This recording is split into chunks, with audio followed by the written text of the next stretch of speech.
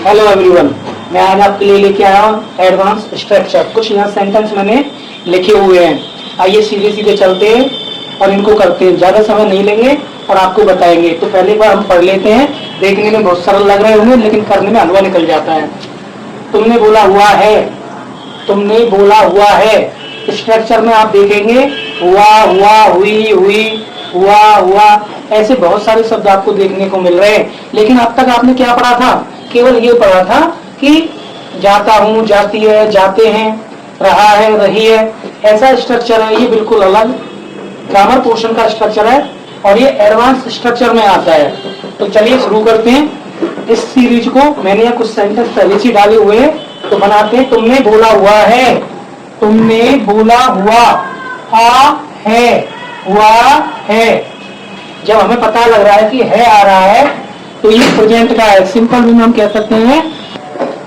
तो हमने बोला था कि यहाँ पर एक सेंटेंस है, तुमने बोला हुआ है। तो उसमें हम क्या करेंगे कि कोई बात हमें पता लग चुकी है कि काम पहले ही हो चुका है। तुम कोई काम पहले ही बोल चुके हो, कह चुके हो। चुका है, चुकी वाला स्ट्रक्चर होता है ये। लेकिन यहाँ हुआ है, हुई है, हुए हैं, ऐसे शब्द आ जाते हैं। तो हम क्या करते हैं, जब इन सेंटेंसों को बनाते हैं तो बस हैड और हैव लगाते हैं। सिंगुलर के लिए हैड लगाएंगे और प्लूरल के लिए है, और वर्ब की V3 फॉर्म लगा देंगे, वर्ब की थर्ड फॉर्म लगा देंगे। तो तुमने बोला हुआ है तो हम बनाएंगे यू हैव, यू हैव। अब बोलना की स्पेलिंग होती है स्पीक, तो इसकी V3 होगी स्पोकन, स्पोकन। लो जी, हो गया। तो इस प्रकार से हम इसको बना सकते हैं। हमने देखा यू हैव स्पोकन, तुमने बोला हुआ है। अब दूसरा आ गया, तुमने बोला हुआ था। इस बार था आ गया है, तो आप समझ जाइए था के लिए हम लगाते हैं हैड, और स्ट्रक्चर वही है हमारा V3। V3 मतलब वर्ब की थर्ड फॉर्म। तो तुमने की मीनिंग क्या होगी? यू। और अब हैव की जगह लगा देंगे हैड। चाहे हमारा सिंगुलर हो चाहे प्लूरल, दोनों में हैड आएगा। और V3 में बोला हुआ है वही स्पीक, स्पीक की हो जाएगी स्पोकन। तो देखिए ये भी बन गया। अब यहाँ पर देखेंगे कलम टूटी हुई है, हुई है आया है, ऊपर हुआ है आया है। तो क्या हम ऐसे ही बना दें? नहीं भाई, अब ये ऐसे नहीं बनेगा।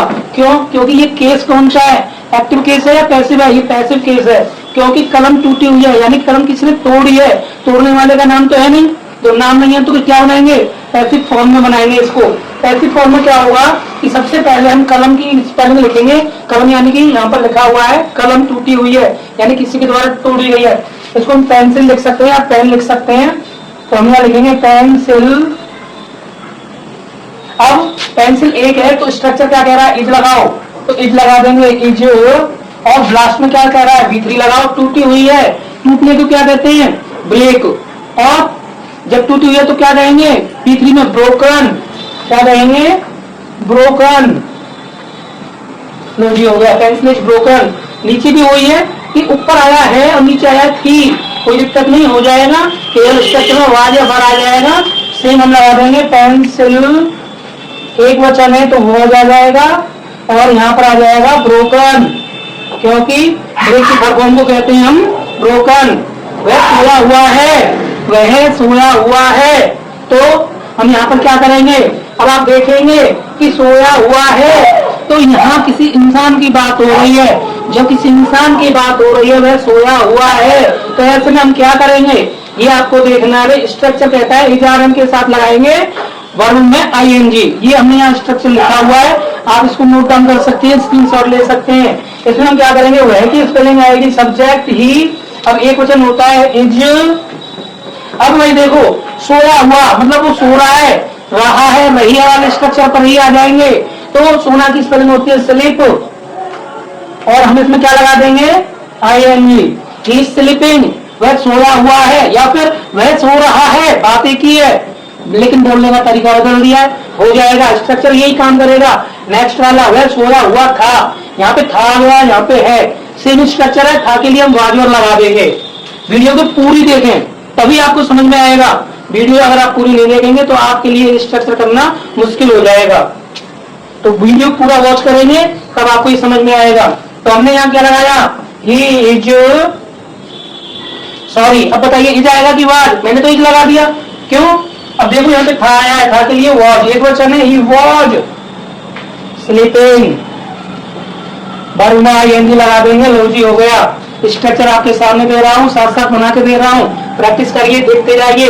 अब मैंने यहाँ पर लिख दिया है एक अगला, तुमने टूटा हुआ, तुम टूटा हुआ मोबाइल खरीदोगे, तुम टूटा हुआ मोबाइल। अब देखो हुआ शब्द बीच में आ गया, तब से तो लास्ट में आ रहा था, अब बीच में आ गया है, तब भी हम इसको करेंगे। इस स्ट्रक्चर में क्या होगा कि सबसे पहले तुमने, तुम मोबाइल खरीदोगे या तुम खरीदोगे, भाई फ्यूचर का है तो you will buy, you will buy, तुम खरीदोगे, यहां तक हो गया, तुम खरीदोगे।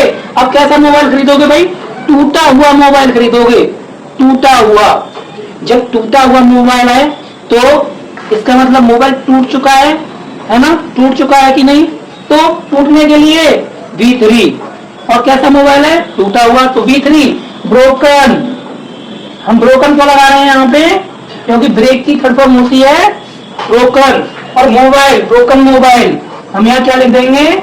मोबाइल, शॉर्ट में लिख दिया है मैंने।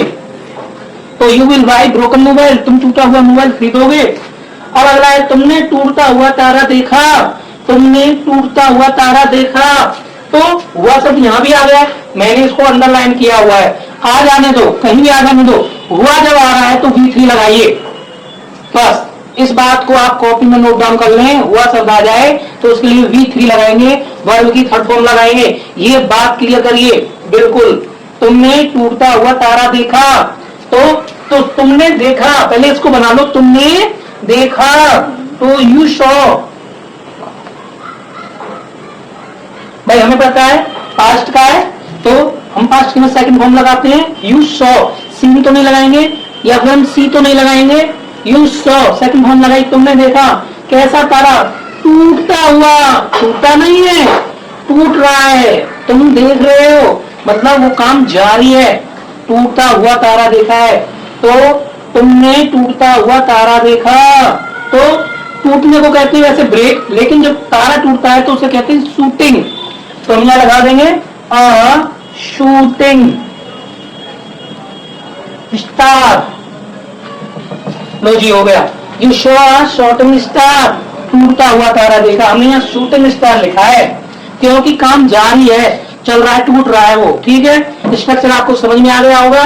नीचे मैंने 2 और सेंटेंस लिखे हैं, ये आपके लिए यू वर्क है, कमेंट में आप इसको चेक दीजिए, यू वर्क कहेंगे हम इसको, आप करिए इसको, और यही फॉर्मूला, यही ट्रिक आपके लिए काम आएगी।